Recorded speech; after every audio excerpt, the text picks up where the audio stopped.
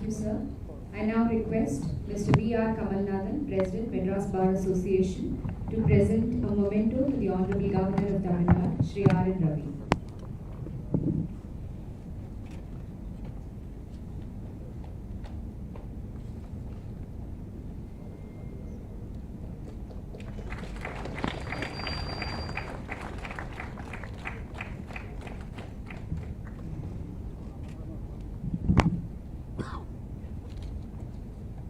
Thank you, sir.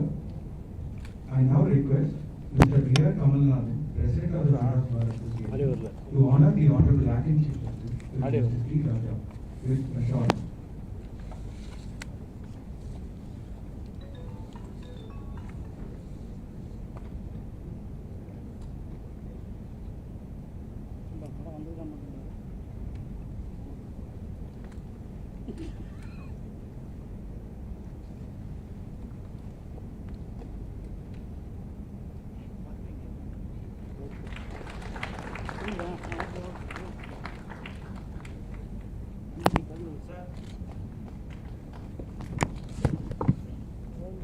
Thank you, sir. I now request Mr. V. Srinivasan, Secretary of the Medras Bar Association, to honor the Honorable Chief Justice, Acting Chief Justice, Justice P. Raja, with a memento.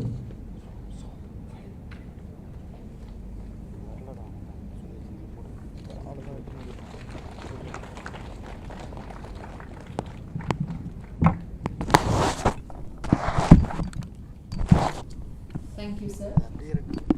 I now request Honorable Thiru Justice P. Raja, Acting Chief Justice, Medras High Court, to deliver the special address.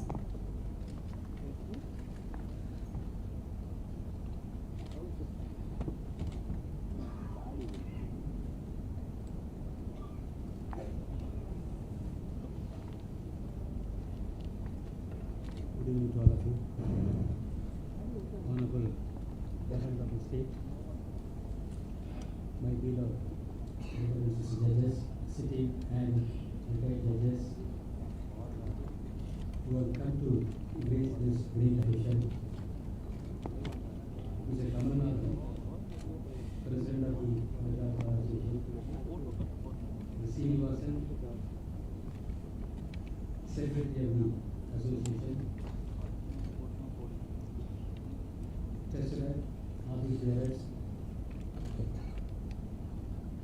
senior members of the bar, participating students in the moot court competition, and winners, runners who have come here to take part in this great moot court competition, very function.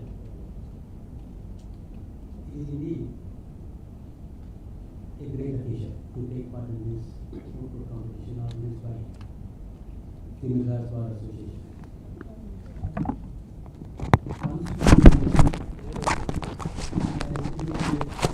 Three important organs: legislature, executive, and judiciary. The legislature is seen at the state level and at the central level. The central legislation will be concentrating to legislate laws governing the entire country. State legislatures are also given power to legislate laws subject to the needs of the people living in a particular state. The second organ is the executive. The executives and the central will have to implement the law made by the parliament. The executives of the state level will have to take care of executive enforcing the law made by the state legislature. The judiciary, the third organ, has been created by the constitution. If the legislature steps into the domain meant for the executives, or if the executives who are there to execute the law, legislated by the legislature, when they are enforcing the law, if they try to make law, legislate law, then the judiciary will have to come and put the organs in their respective domain. Today, the participating moot court competition students, in few years' time, maybe if you are doing your final year or second year or fourth year, maybe in few years' time you will be coming to take part in this legal profession. You are all welcome to the legal profession. The population explosion, the economic recession created by various factors, including the COVID-19 pandemic situation, the lack of resources have really created so much of litigation in the country. When there are more litigations, we need the lawyers to assist the dispensation of justice. The courts are there, as I mentioned to you, as the third organ, one of the organs of the government. We have to function only in cooperation with the bar. The bar and the bench are to go together. The bar and bench, we say, are two sides of the same coin. The bar and bench are two chairs of a chariot, two wheels of a chariot.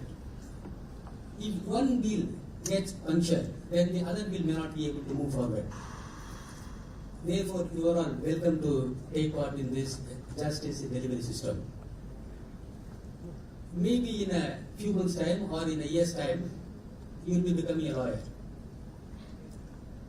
As a student of law, you must know one thing, that what is the meaning of an advocate? Most of you must be knowing that.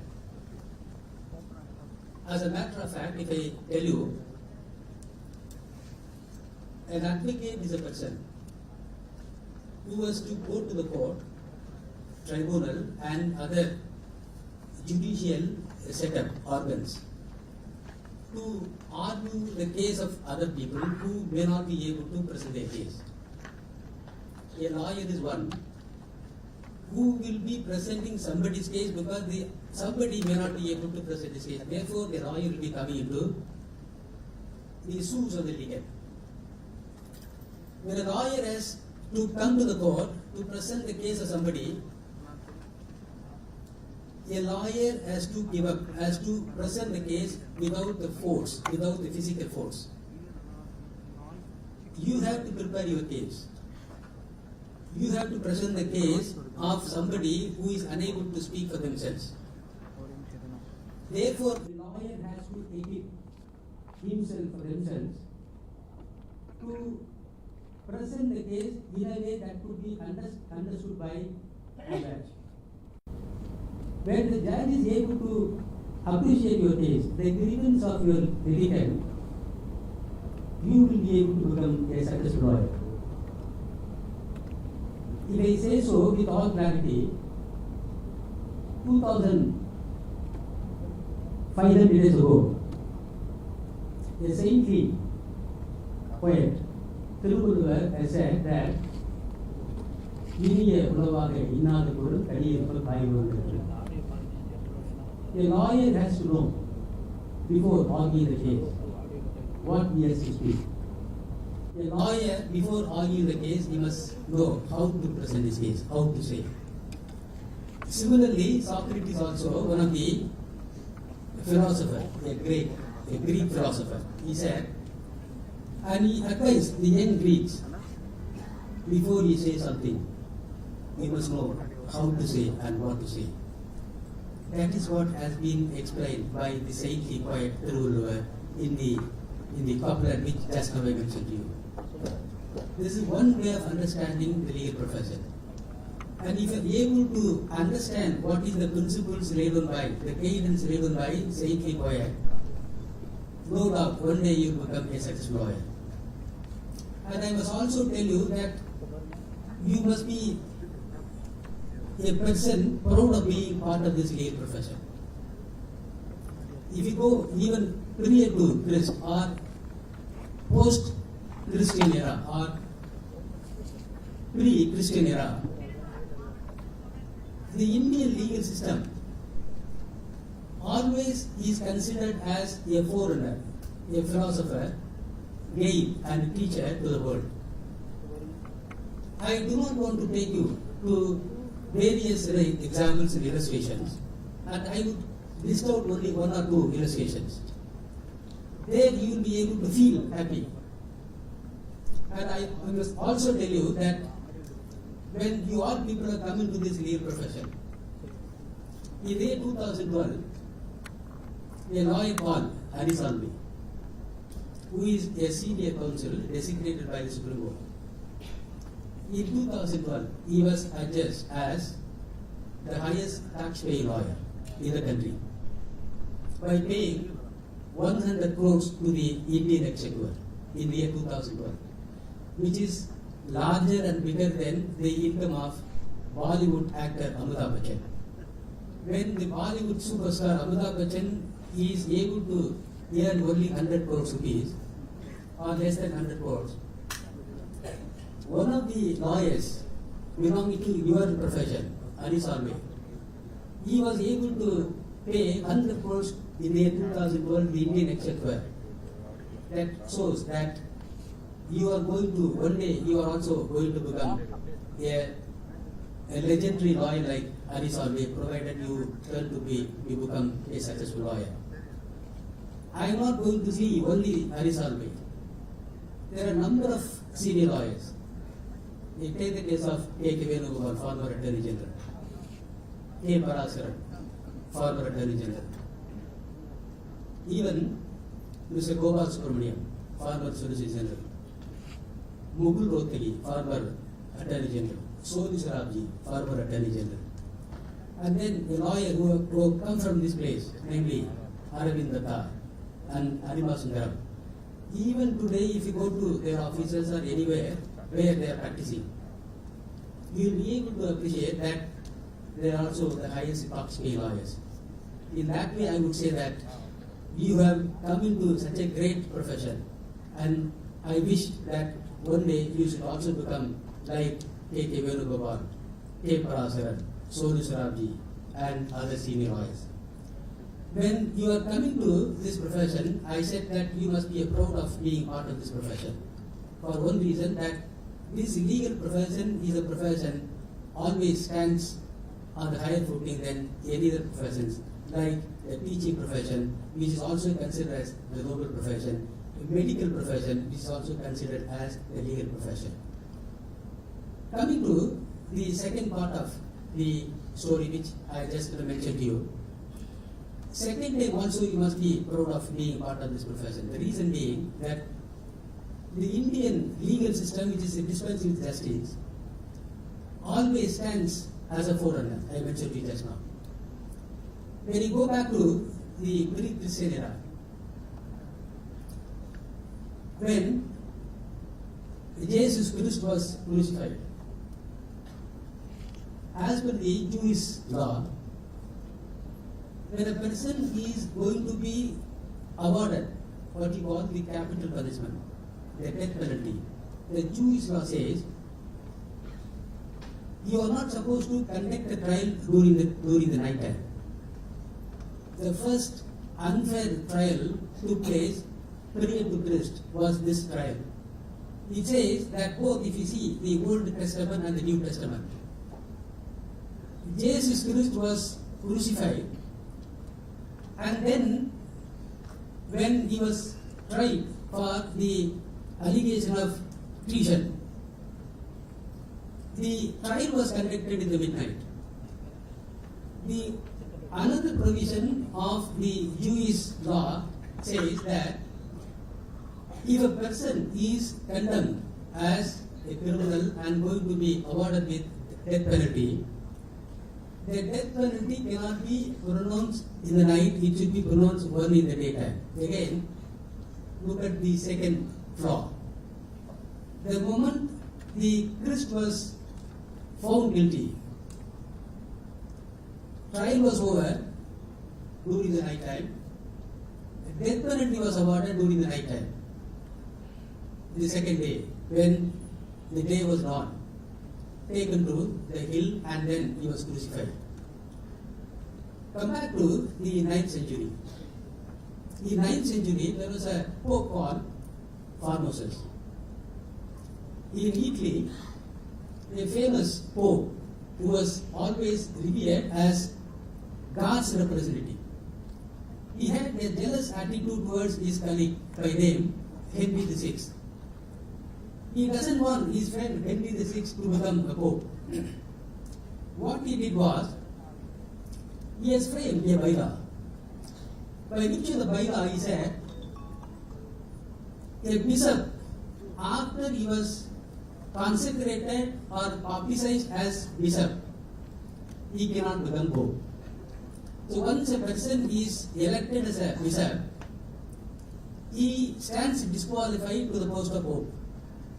What happened? After he reached some age, he died, Formosus. When the Pope Formosus died in 9th century, Henry VI, who was serving as a bishop, changed the entire bylaws and then got himself elected as a pope. When there was a huge criticism all over the world, all over the Western countries, saying that a bishop cannot become pope. Look at how the justice dispensation system was administered in those days. Henry VI, he was unable to encounter the controversies everywhere. In an effort to punish the Pope, he exhumed that graveyard, the dead body from the graveyard, put that dead body in the chair, held inquiry, trial was conducted. He was found guilty. And after he was found guilty, Pope Formosus, Henry VI, he inflicted a punishment. What is the punishment? Punishment was cutting 3 of his fingers, which blessed the people. And ultimately, whatever the degrees he has passed, he has done nothing.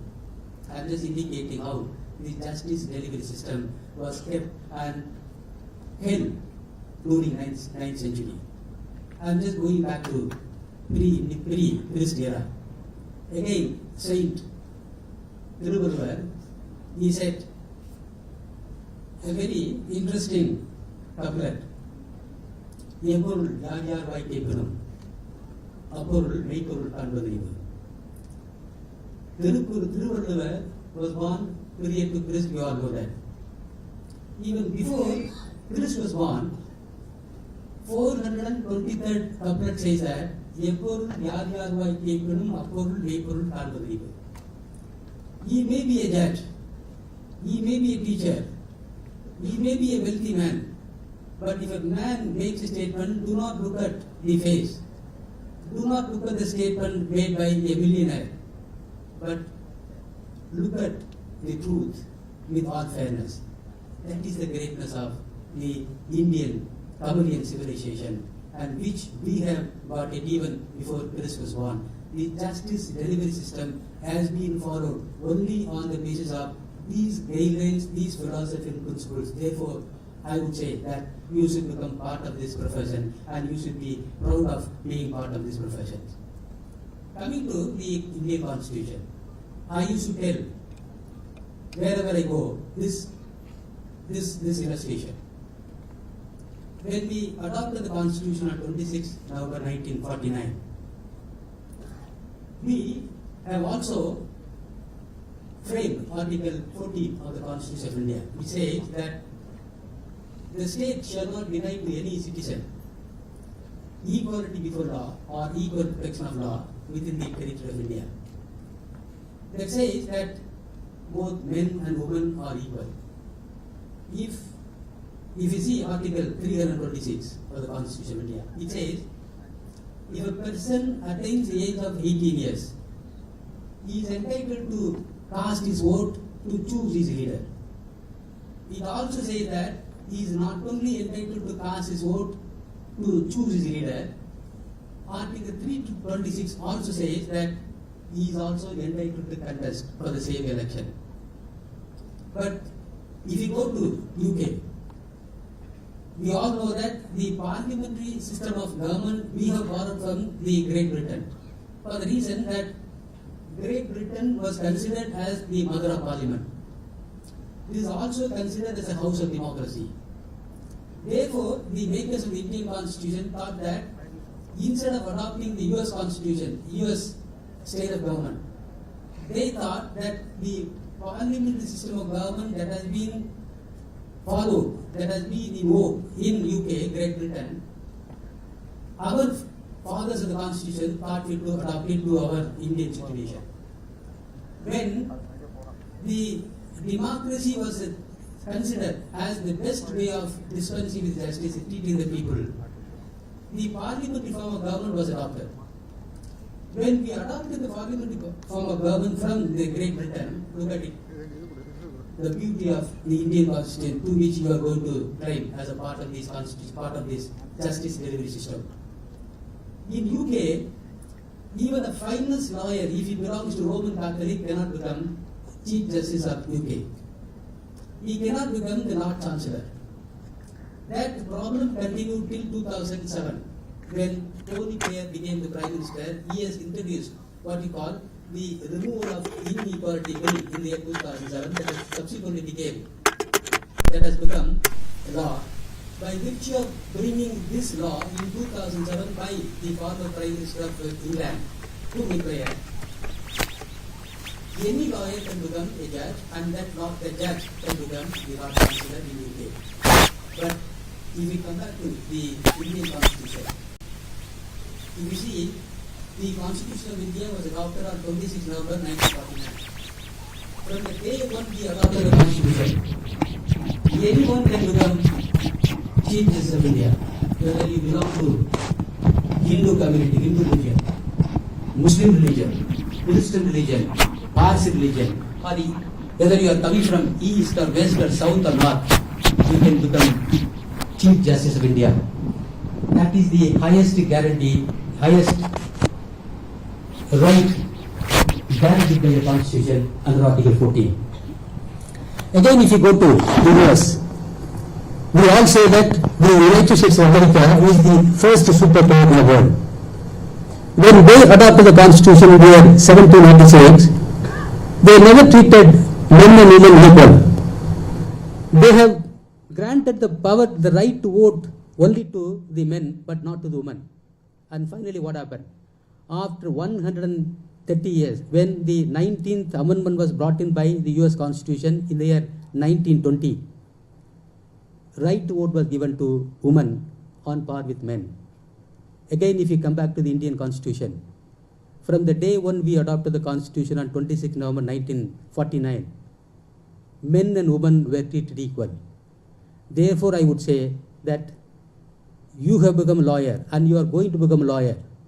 The moment you have become student of law, you have to be proud of the fact that you have become part of the legal system. The legal system is not only in the hands of the members of the bench, it is also in the hands of the members of the bar. I request you to cherish yourself for having become part of the legal profession. Thank you so much.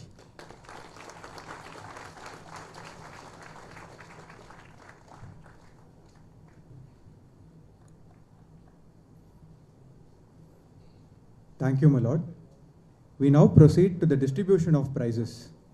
Before we proceed to the winners of the competition, I request the Honorable Acting Chief Justice to distribute the prizes to the top performing teams among the teams from the government law colleges in Tamil Nadu.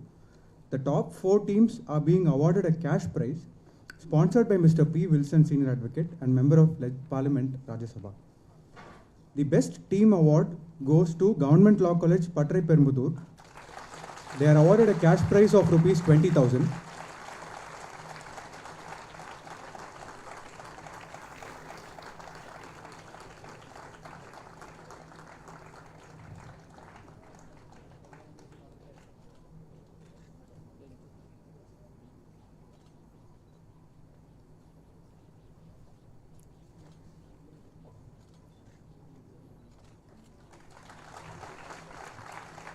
The second best team goes to Government Law College, Vilpuram, and they get a cash prize of rupees 15,000.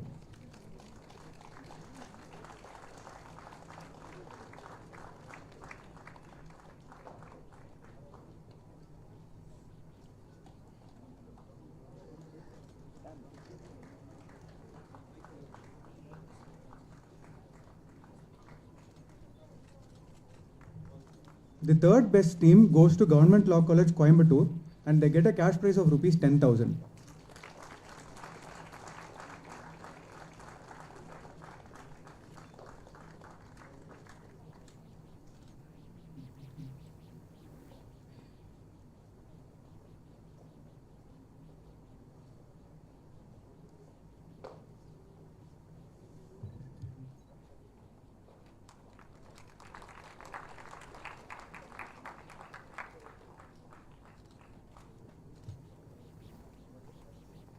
The fourth best team goes to Government Law College, Puducherry, and they get a cash prize of rupees 5,000.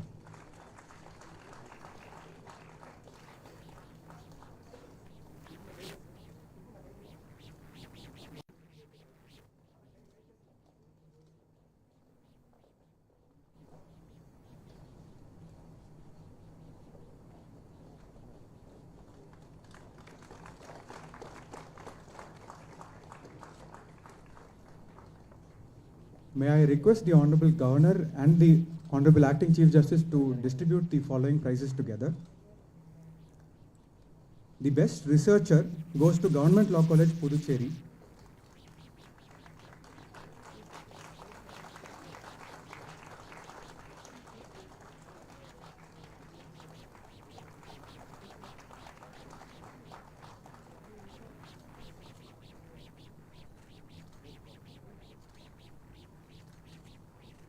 The second best researcher to Government Law College, Pudupakam.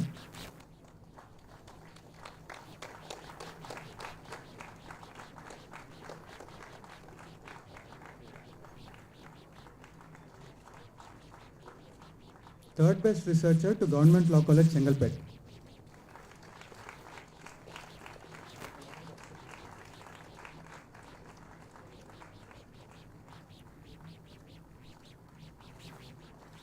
The best memorial award goes to Government Law College, Pudupakam.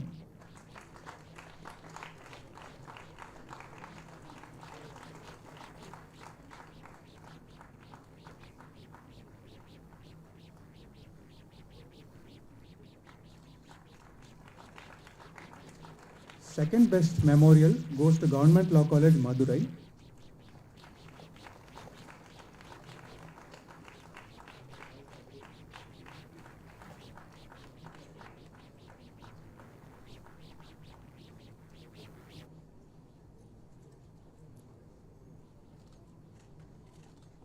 Third best memorial goes to Government Law College, Vellore.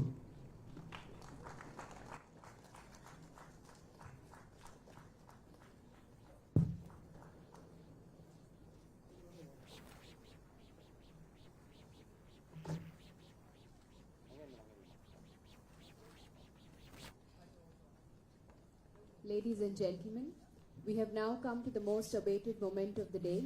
I request the Honorable Governor of Tamil Nadu, Shri R.N. Ravi, and Justice T. Raja, Acting Chief Justice, Medras High Court, to present the Medras Bar Association Moot Court Rolling Trophy to the winner of the competition, School of Law, Shastra University.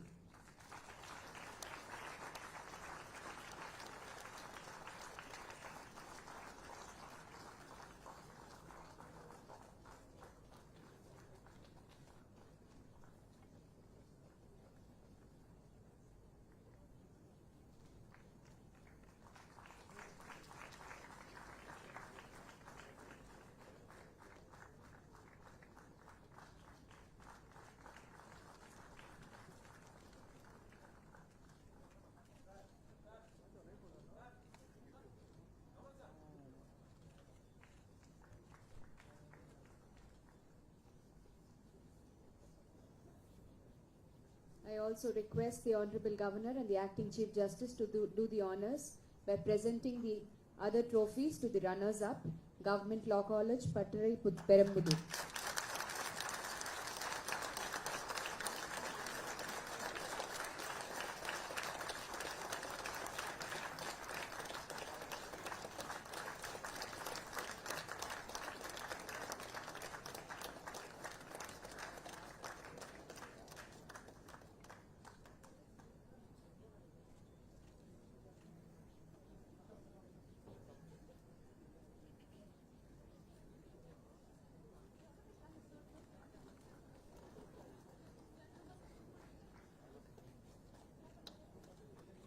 Ms. S. Nisha Shri, School of Excellence in Law, Chennai, has been adjudged the best speaker.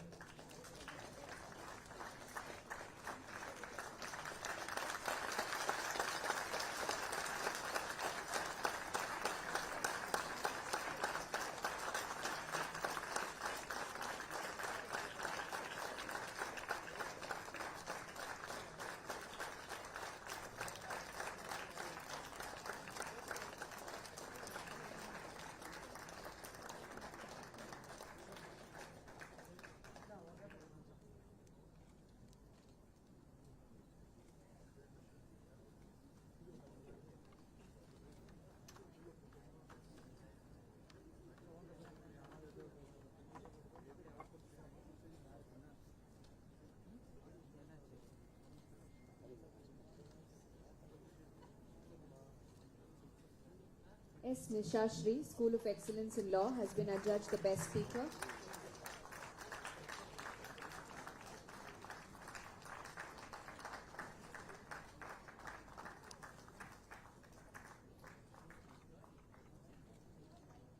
Mr. Vishnu Priyan, School of Excellence in Law, has been adjudged the best researcher.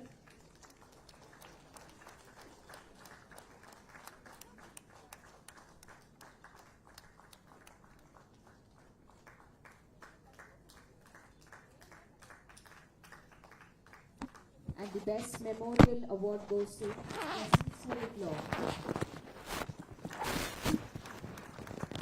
The team members are Muhammad Arshadullah Sharif, Nashita Nazneen, and Divya Shri.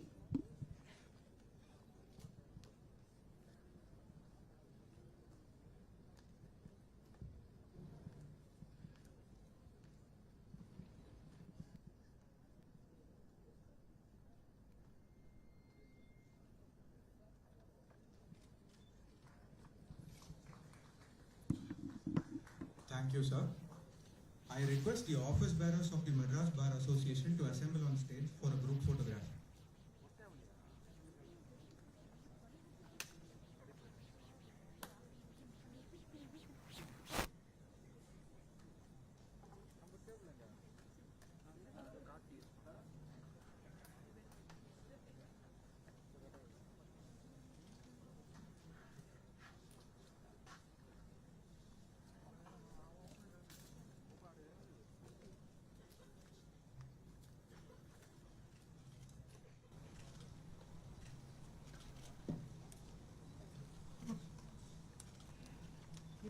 I request this student volunteers from school to please come on stage for a group photograph.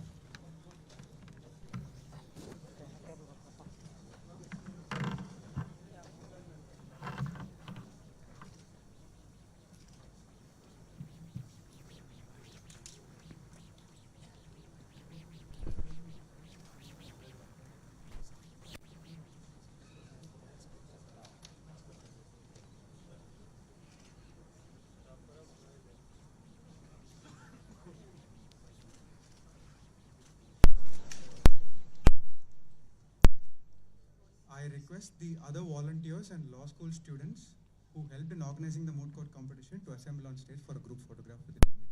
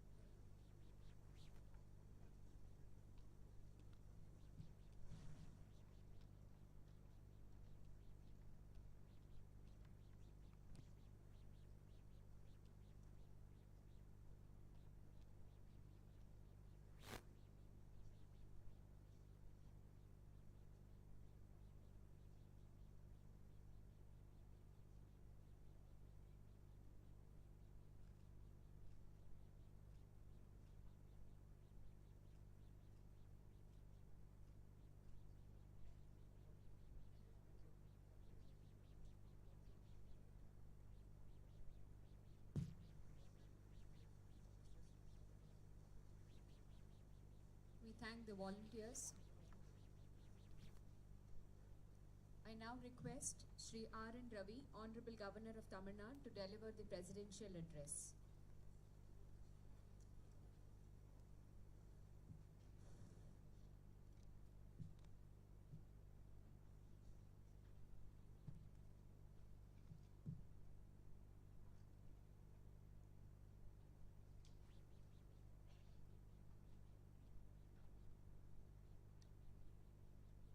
Honorable Justice T. Raja, Acting Chief Justice, Madras High Court,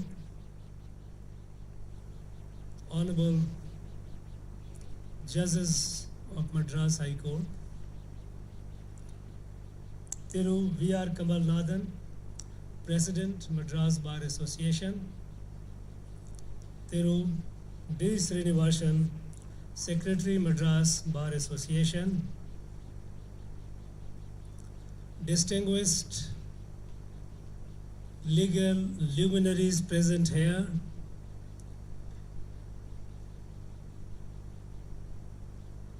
dear student participants,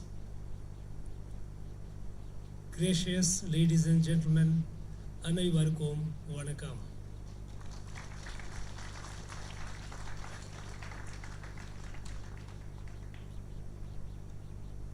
For me, it's a matter of great satisfaction to be part of this event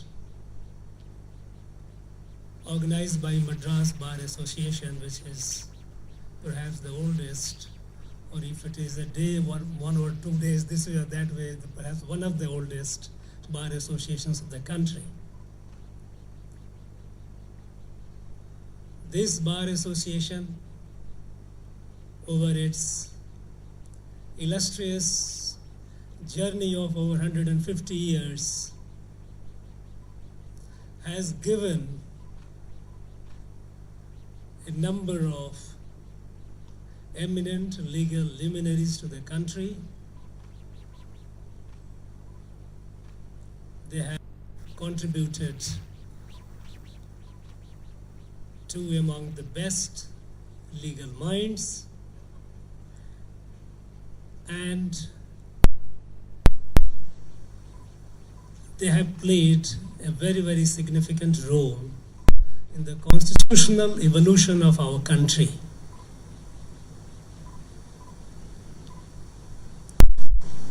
To be a part of an event, and that too an event where the law students have been invited, they are the participants,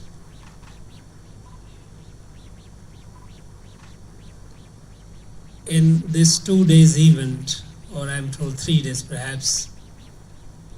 It's a matter of joy and a matter of pride. I thank the Madras Bar Association for giving me this opportunity. I'm especially happy because I am talking to the students, the young people, those who are the future of our country. And among those young people, we all know that legal profession has the history of attracting the best and the brightest minds of the country. So you are special. The moot court which was conducted here, I am told this is to sharpen your advocacy skill and also an exercise in bridging the gap between the classroom and the courtroom. I am sure this last 2-3 days exercises must have helped you in achieving this objective to some extent, which you will continue sharpening your skill and your knowledge as you grow, because this is a profession where you don't stop learning, you don't stop growing. Law is for the benefit of the society, for the benefit of the people. And since the human society is in the process of continuous evolution, so is the law or its interpretations. Now, you as a lawyer, as a young aspiring advocate, you would be having dreams, you would be having aspirations, you would be having icons to be like, some of them which Honorable Justice T. Raja mentioned, named. I wish you all the best in your journey, in your endeavor to fulfill your dream, your aspiration.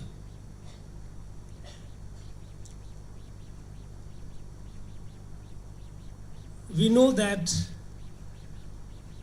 of the three pillars of our democracy, which Honorable Justice T. Raja mentioned, judiciary has been considered the most conservative.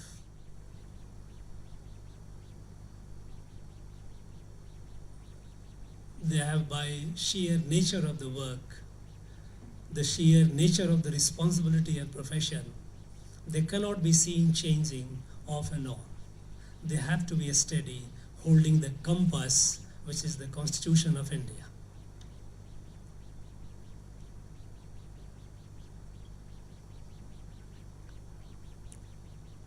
However, we all know that we are in an age of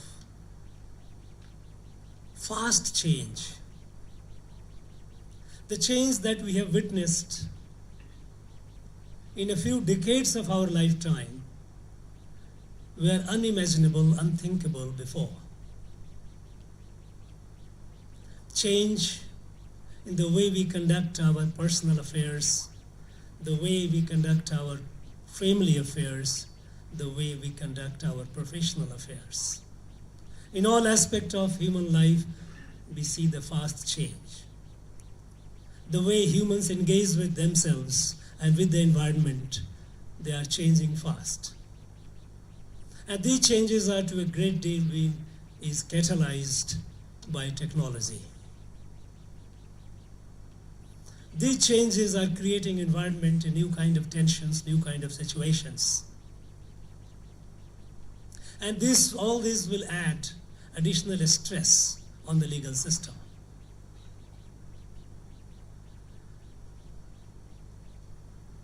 Now, the responsibility will be, especially on the young people, those who are entering or have entered or about to enter the profession. You are young. Technology is a matter of, appreciation. Technology is a function of your generation. The younger generation is far able to appreciate the worth of it, the content of it, its even operational mechanics. Whether we like it or not, the change that technology is bringing about is overwhelming. And the legal system has to be capable of dealing with this change. We know in the change that is happening even in our country, in all aspects of life, these changes are being driven by, of course, technology, but driven by young people, young entrepreneurs, young innovators in their respective field. They are doing things which were inconceivable, unthinkable till some decades back, even some years back.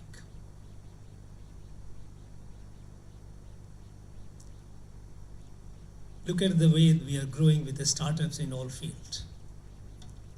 Now, can there be, or can't there be, a similar environment for change, for finding new ways, looking at things, the with new perspective and finding ways to solve the problems.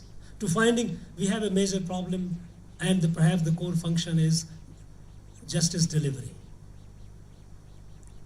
And we all know that since beginning we have been struggling with the concern of delay in justice delivery. We have tried, time to time, every age has tried by expanding the judicial infrastructure. And we must continue trying, and we must continue expanding.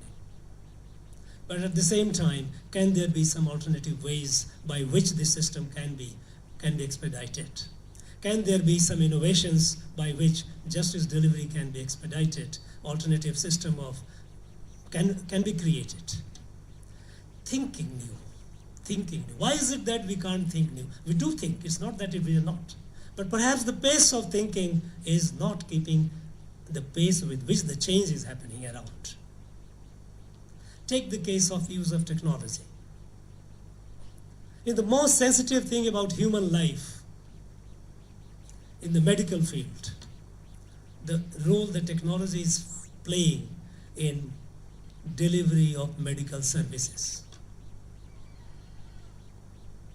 Even in diagnostic,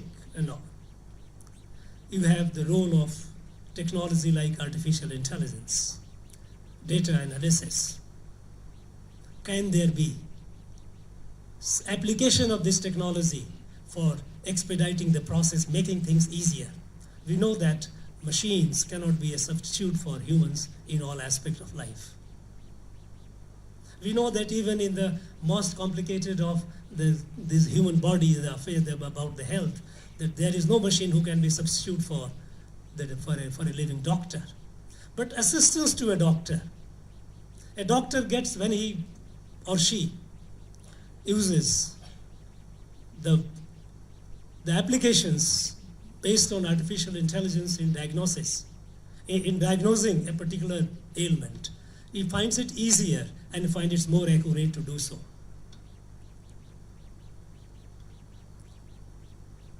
Can there be? I'm just posing the questions. There is a need to look at, and this is expected only from the young generations. Because you would be able to appreciate it in a far, far better way.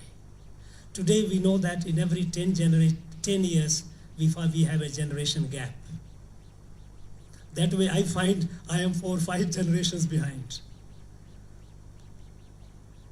Today, a boy or a girl of 30 years feels that a boy or girl of 20 years is ahead in the application of technology. And boy or girl of 20 years feels that a 10-year one is more advanced. So with this, you have an advantage. What I'm trying to provoke you or leave a thought with you is that there is a linear system that you are trained. You have learned the law. You will learn the practicing of it. You will learn the procedure of it, substantive and procedural aspect of it.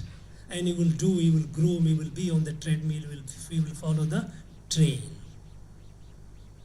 But I think it may be worth if you also think of finding some alternative ways of doing these things in a better way, faster way, maybe in a more precise way. And here, I would like to urge the Madras Bar Association, which is such a prestigious bar association, to encourage innovations, encourage new thinking, to bring about new ideas, new applications in the legal system. We know that, yes, the law is enacted by the legislature largely, and to some extent even our higher judiciary also have a role to play. They too also create the case laws. But then the initiative can come from outside. The initiative can come from people like you. When you see there is an area where perhaps something is needed, there is a gap, it can be filled. So, thinking in a way which is not necessarily the conventional way of thinking. While conventional way of doing things have to be respected, have to be followed, but that should not limit your vision, your dream. Even in our Constitution, Part 4A, Article 51A, the fundamental duties, it casts upon a duty on the citizen to develop a spirit of inquiry and reform. Developing a spirit of inquiry and reform is inherent, is expected from every ordinary citizen as well, with all the more so with you people who are so bright and brilliant. Think of it. How, in our progress, the country, the way we are progressing, how to see that the progress goes smooth. Often we see people, I read articles in journals saying that quite often, because of the process of justice, the process is slowed. There is some infrastructure project and then goes for litigation. Can it be streamlined? Can it be done in a way that perhaps the justice is delivered, but at the same time in such a way that our development is not also affected? Land acquisition, it's a very essential. We have seen, we have got the data where how many cases, how many projects have been stalled because of the cases have been pending for a long time. And the way to overcome is thinking new, thinking in novel way, develop the spirit of inquiry and reform. For long we have talked about, our constitution is our basic, most fundamental document. This is our Dharma Granth. The country has to be run by the constitution and its ideas, nothing above it. Now, a lot of ideals of the constitution are in the directive principles of state policy. They have been there on our institute for last over 7 decades. There have been attempts to implement some of them. They are in the best interest of the society, the best interest of the people, best interest of the country. But since that area not being justiciable, often it is not given much attention to. For long we have talked about fundamental rights, rightly so. Individual must have their fundamental rights, citizens as well as persons. But I think we also need to pay some attention to how to operationalize the fundamental duties.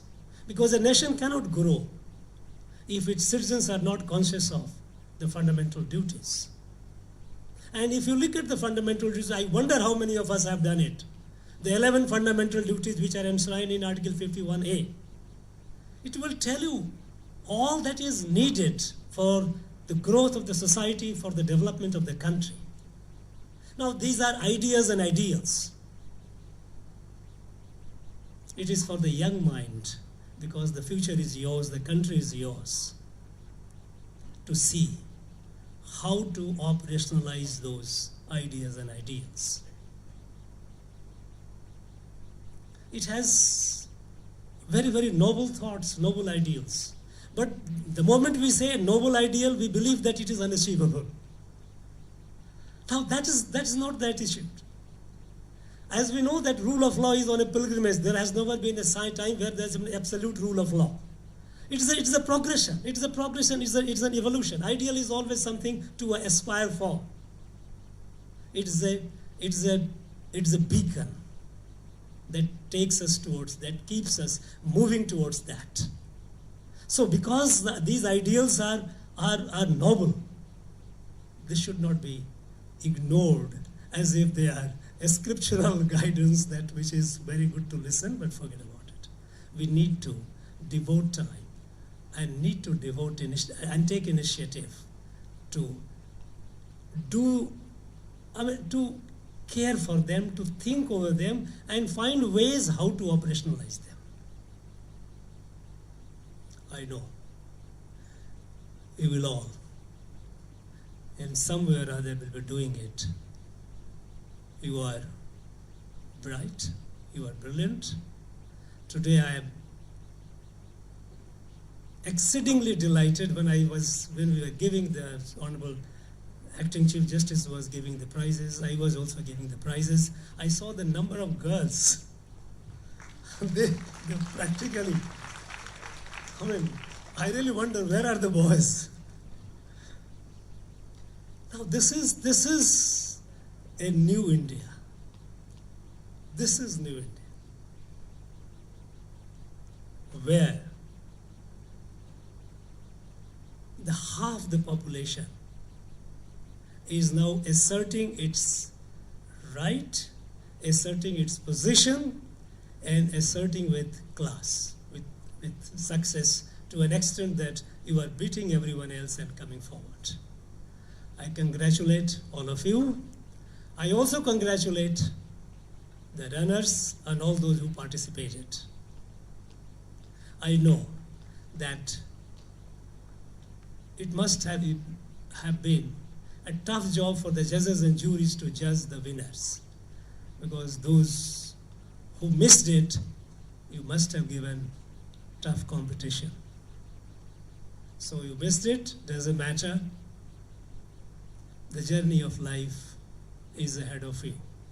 I wish all of you the very best in your personal life, in your professional life, and your contribution, wherever you are, to the nation building. Because you must know that none of us, we are in isolation. We are a part of the nation. And the nation is supreme. And this nation has to reach its glory. To take it to the glory, the young minds of the legal profession have a special responsibility. I wish all of you all the best. Thank you very much. I once again thank the Madras Bar Association for this. Thank you, sir, for the insightful speech. I now request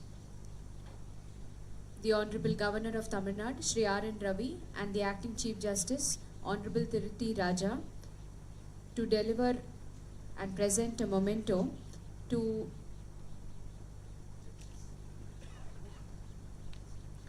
the Honorable Judges who have adjudged the finals of the moot court competition: Justice R. Subramaniam, Justice N. Satish Kumar, Justice R. Kevalada, Justice G. Chandrasekhar, and Justice Sundar Raman.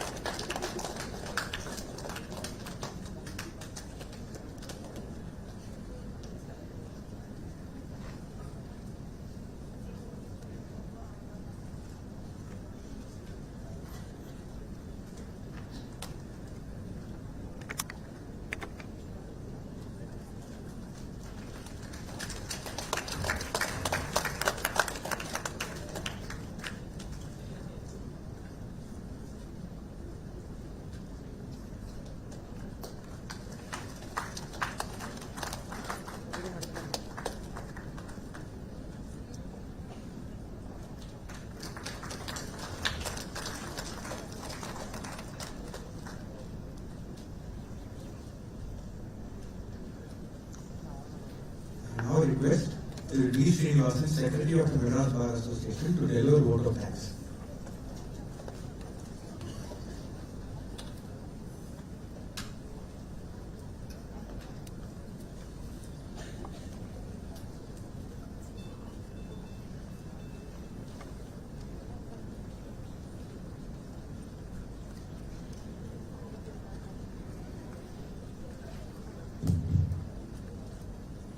respected President, Honorable the Acting Chief Justice, Honorable Governor of Tamil Nadu, Honorable Judges, present and past, my dear students, and the family members of these students. It is an immense pleasure. I propose a vote of thanks on behalf of the Medras Bar Association. First and foremost, I thank the Governor of Tamil Nadu, Honorable Mr. Eminent Ravi. Despite his busy schedule, he has been with us this evening. On behalf of the Medras Bar Association, I thank you, sir, for taking your valuable time and being present with us. I also take this opportunity to thank Honorable Acting Chief Justice, Honorable Justice T. Raja, for his presence as well as for his support which the Honorable Acting Chief Justice gave in conduct of our moot court competition. If not for the support from the valuable support from the High Court and the Registry, we would not have conducted it. A special thanks to you, sir. I take this opportunity to thank the panel of judges, the 5 sitting judges who judged the competition in the finals, moot court finals. Honorable Justice R. Subramaniam, Honorable Justice N. Satish Kumar, Honorable Justice R. Hemalata, Honorable Justice G. Chandrasekhar, and Honorable Justice Sundar Mohan. On behalf of the Medras Bar Association, I thank all 5 of you for having spent this afternoon with us and judged the students. Thank you. I also thank the other honorable judges who are present here and also the retired judges, Justice M. Govindaraj and Justice Kalyana Sundaram, who have come and spent their evening with us. Thank you. I take this opportunity to thank the entire committee of the Medras Bar Association who have worked for the success of this program, and the moot team in special, led by Mr. Aravind Srivatsa. Aravind Srivatsa can stand up and get recognized. It was this young man who led the team. I also thank Mr. Palani Andavan and Asim Sheshad, wherever you are, please stand up. They were the persons who drafted the moot problem. I thank the Registrar General, Registrar Admin, Registrar Management for all the valuable support they gave us, especially in the court halls which were given from the arbitration center and the mediation center yesterday, without which we could not have completed the competition in a smooth manner and according to the time schedule. I thank the staff of MBA, the staff of the Madras High Court, Watch and Ward, the PWD and the Police Department, print and social, electronic media. I also take this opportunity to thank the students, volunteers who came from various schools and as well as the law schools. I thank the comparing team, and last but not the least, the students who came from the 24 law colleges. Without this program would not have been a grand success. I need to make a special mention not only about the students but also about the parents. 3 days back, when they decided to travel from their native, the weather was very bad. In fact, we had a lot of apprehensions that 1 or 2 teams may call off, but it was 24 out of 24 despite this challenging weather. A special thanks to all the participants. Winning and losing is a part of life. Take it easy. Your stay in Chennai, I hope, was good in the last 3 days. Thank you. Thank you, one and all.